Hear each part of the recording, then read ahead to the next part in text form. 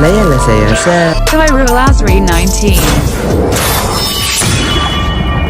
Layanlah saya, Sat. Episod kali ni kita...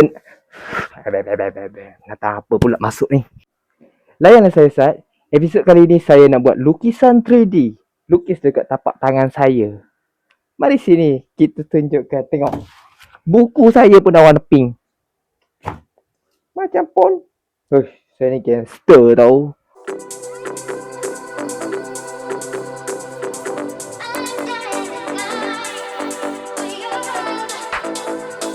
Lepas pula kita lukis buah manggis.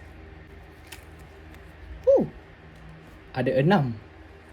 Jadi dekat bawah dia ni pun ada 6.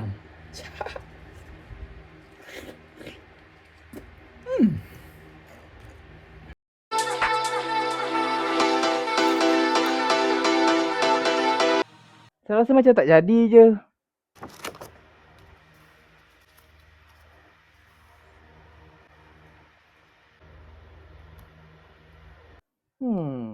Boleh tahan not bad lah.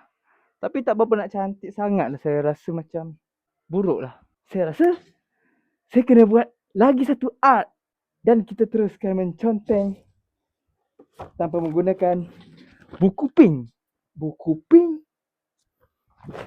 Buku pink.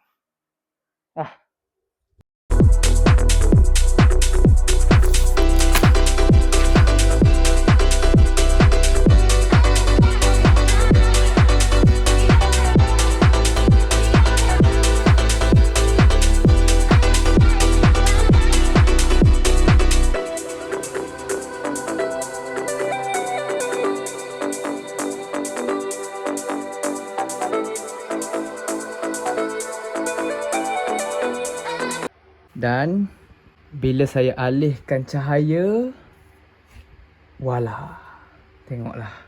Tangan saya macam berlubang-lubang dan sangat mengerikan. Yang ni barulah betul dinamakan seni. Baru betul. Yang tadi tu sampah betul lah. Aduh. Barulah nampak macam marvelous. Art yang seterusnya adalah